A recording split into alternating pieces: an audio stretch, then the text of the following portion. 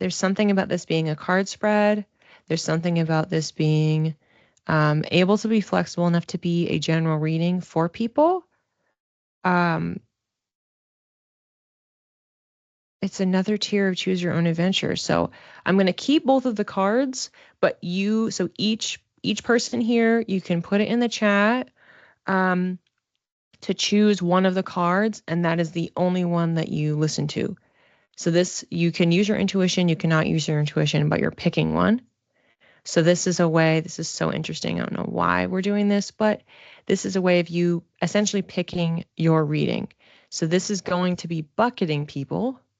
The first card in this spread is representing shedding. So if you are looking to shed something, you'll choose this reading. And I'll get whatever information is that people need to know on shedding. Option number 2, reclaiming. You can only choose one. You cannot choose both. That's how this has come through. We are practicing our discernment. We are practicing that reading number 1, judgment card. We have to make a choice. So you can pick shedding, or you can pick reclaiming. Door number 1, door number 2. Only 2 doors. So please put in the chat 1, shedding, 2, reclaiming. And then we'll go from there. Shedding.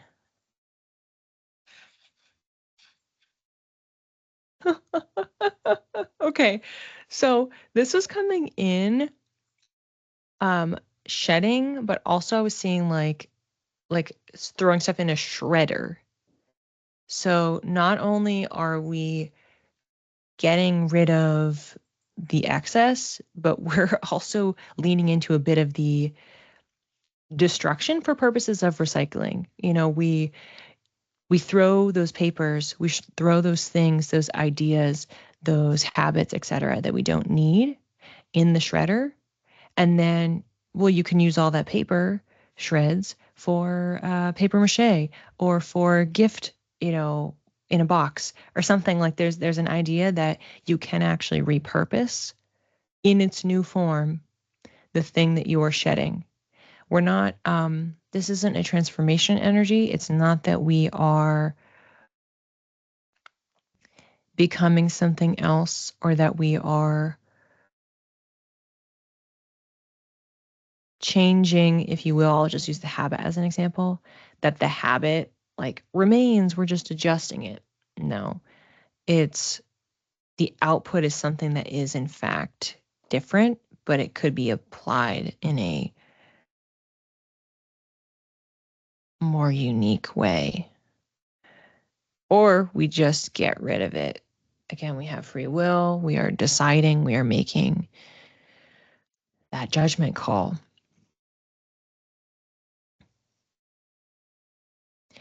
It's coming across like most likely the shedding for you is occurring in relationships of all varieties. This could be friends. This could be romantic. This could be a family member you got to cut off. This could be an unhealthy dynamic at work, coworker, boss, supervisor. Shedding that, cutting those ties, separating yourself, distancing yourself. And then with the output of what you were shedding, you're using it to build the wall. You're using it to reinforce the boundary. You're using it to build a fire to keep yourself warm without them because you don't need them. You're resourceful enough. And the fire will attract other people that are more supportive. So however it is that you want to reinvent the thing that you are shedding. So, and for the relationships, it feels like it's shedding the pictures of them. It's shedding the memories of them. It's shedding even the hard times. And so when you shred all of the above, you can take that output, all of that, and use it for reinforcing your boundaries. They become infused within your boundaries as a reminder of what you're not going to take again, what you're not going to allow again, or you're not going to receive again. Or you can put them in the fire, you use them as kindling, and then that fire brings in people that fill your cup, that keep you warm, that care for you. We're getting a little bit into reading number 2, somebody that's going to hold you physically, metaphorically, actually advocate for and care about you in the same way that you would for them. Someone that you genuinely believe in. It's somebody that believes in you when these other people didn't. Because if they fully believed in you, your judgment, your voice, what you have to say, your abilities, what you have to offer, then they wouldn't treat you like this.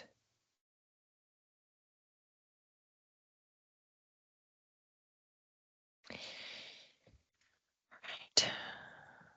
I'm getting like, you could maybe shed other things, but it does really feel like a solid 80% here is focusing on these specific relationships. And in that extra 20, it could be habits, routines, some lifestyle, things like that, where you just know, okay, I know this isn't helping me at all. This is holding me back. This is keeping me down. This is keeping me tired. This is keeping me unmotivated or in a negative mindset. That's like the other 20, which could be a mixed bag depending on your life and how you're spending your time. People. Card that we have for the shedding group. Temperance. Temperance is tempering. This is creating balance. I think this is so funny. When we are shedding, we're rebalancing the scales. We are calling in what, like her chest is lit up. It's like what's actually going to support her. So one way of viewing these cups is like it's divine, masculine and feminine. So you could be creating balance within yourself when you let go of that hobby or thing that's keeping you out of balance. Temperance. When you look at these relationships and say, these boundaries are not healthy, shedding so that you can have balance. Temperance. That you can be fueled, that in these relationships, you're giving more than you're receiving. We need balance. So that's the undercurrent. This is a divine energy type card. Like we're doing this for our highest good, our highest selves, higher purpose.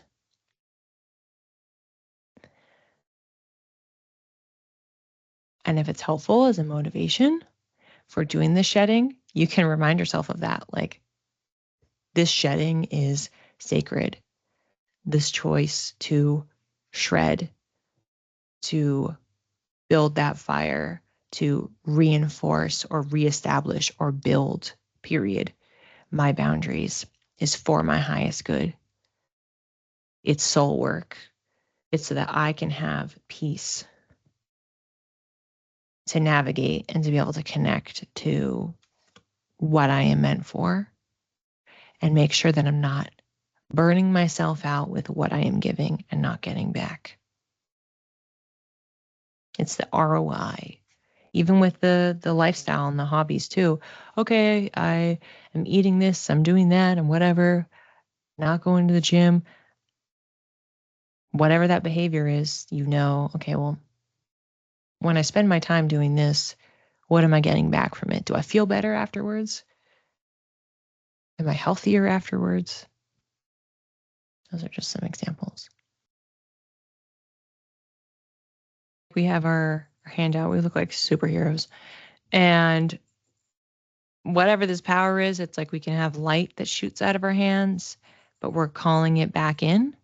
So it's almost like we can do the reverse, or we're watching it back in reverse, like we're replaying it. So there's a portion here of reflection in that you're replaying like your greatest hits, like replaying moments when you stood up for yourself or someone else, or you advocated, or you nailed the delivery. You had a really effective speech, or right, or like whatever this is. Moments where you're like, oh, I was like totally at the top of my game. Like I really like crushed that. There's one piece of looking back and really thinking about all of those wins, all of those moments, and they can be something small. Like I said, like you had a great comeback to like what someone said. And you're like, oh, that was so good. It could be that small, or it could be like a big presentation that you did. A lot of these seem to be actually speech or communication related. Like it's something that you said to someone, or that you presented or that you conveyed, rather than writing. So we're thinking about those moments and we're acknowledging them. And that's a way of reclaiming our power, calling it back in, because we're just calling it to top of mind. We have to remember what we've done, what we can still do, that we have that within us. So it's so funny because I'm sitting here and as I'm talking, like I'm having like examples for me coming in. So I think this is this is the reading that applies to me, even though I didn't pick one. We have to think about that. We have to sometimes sit and think about those moments when we had that conviction, when we had that we were the authority. We were the authority on our truth, on our boundary, on the subject matter. If it was for work, if it was for ancestry, family history, like whatever it is, the knowledge that we had, and when we shared it and it was true and it was clear. As I'm saying this, I'm getting reminded of the fact that we are, as this is being recorded, in the middle of a Mercury retrograde. And I wonder if for some people, the reason that you especially need to hear this is if you've been feeling out of sorts or discombobulated during this retrograde. And so it's a reminder, like what you're experiencing now is not you. It's not you, it's the energy. Other people are feeling it too. And when you can go back and remember the things that were you, like those moments when you delivered that great speech, or you said that with such clarity or conviction, or you stood up for yourself, or you stood up for other people, or you protested, or whatever it is, you spoke out, that was you. That is still you. So you have that, and you can use it, and you can harness it, and not let that voice, not let that power go to waste.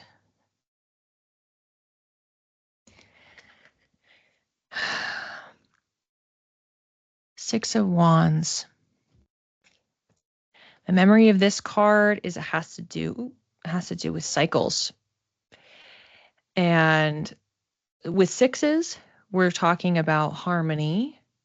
So I think it's also interesting that I was mentioning that before. There is a balance piece that's going on here. And remember our collective readings?